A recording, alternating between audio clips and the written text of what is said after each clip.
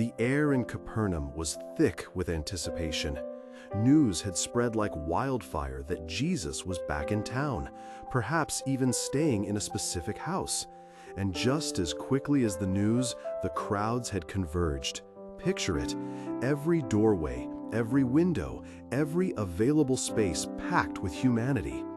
People pressed shoulder to shoulder, a dense, unyielding wall of bodies, each person desperate for a glimpse, a touch, a word from the man who spoke with such authority and healed with such power.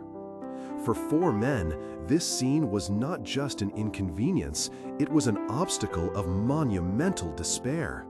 They carried a stretcher, and on it lay their paralyzed friend, utterly dependent on them, his body unable to respond to his will. They had brought him all this way, through dusty streets, past curious glances, fueled by a singular, unwavering hope to get him to Jesus. But as they approached the house, the sheer impossibility of the situation must have settled over them like a heavy cloak. There was no way in, not through the front door, not through the back, not even a crack in the throng.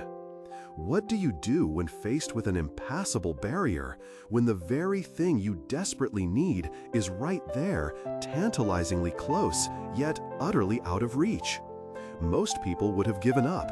They would have sighed, perhaps offered a gentle apology to their friend, and turned back, defeated. But these 4 friends were different.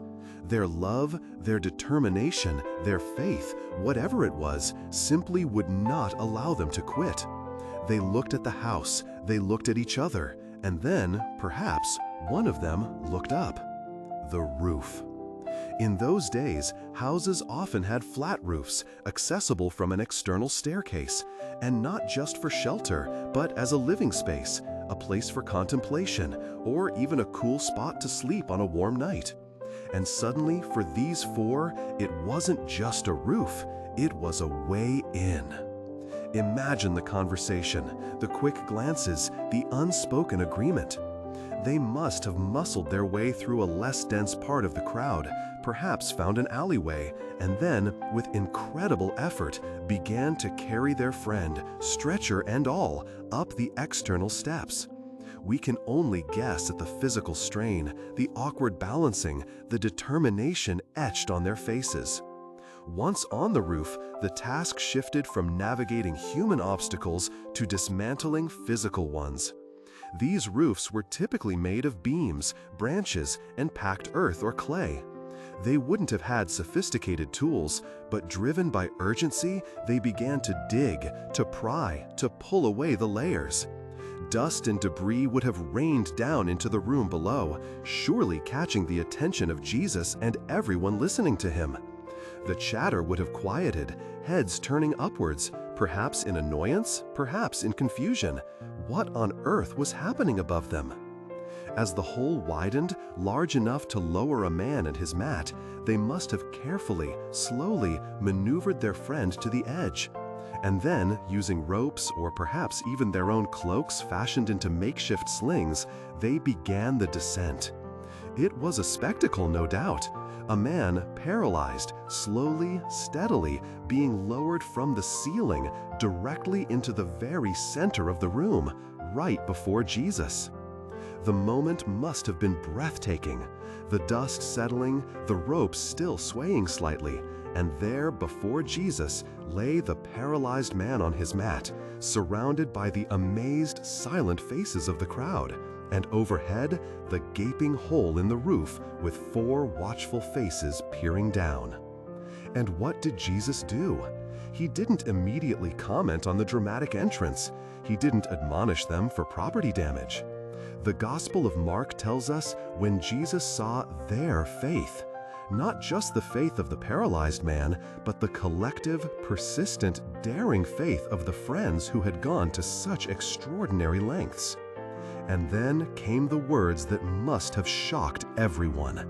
"Son, your sins are forgiven." Forgiven? But he was paralyzed. The religious teachers present, those scribes, they immediately began to question in their hearts, who can forgive sins but God alone? They saw only the physical ailment, only the external need. But Jesus, seeing into their thoughts, knew that the man's deepest need was not just physical healing, but spiritual restoration. He understood that true healing often begins in the heart, addressing the burden of sin first. And so, Jesus answered their unspoken challenge, demonstrating his divine authority. Which is easier, to say to the paralyzed man, "Your sins are forgiven," or to say, "Get up, pick up your mat, and walk"?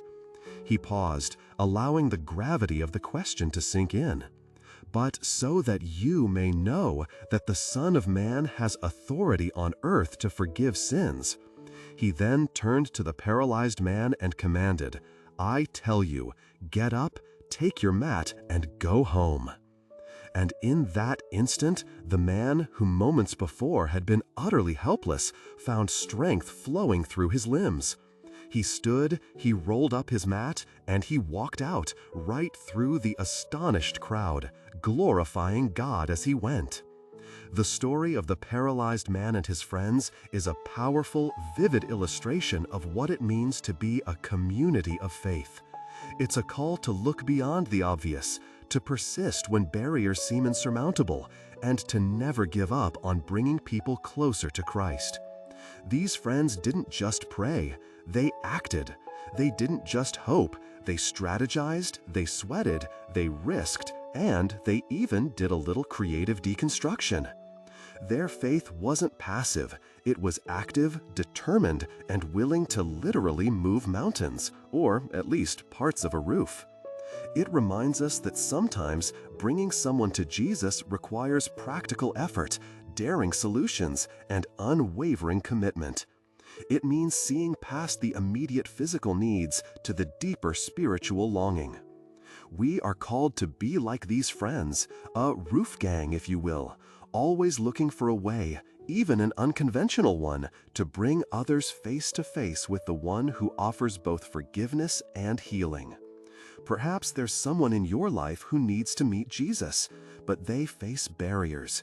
Maybe it's a sense of hopelessness, a physical limitation, or a spiritual blindness. How can you be the friend who carries them, who clears a path, who opens a way for them to encounter him?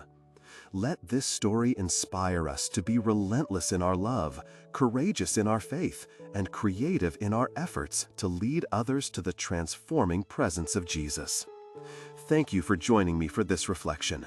If this story resonated with you, or if you have thoughts on how we can better be a roof gang for others, please share your comments below.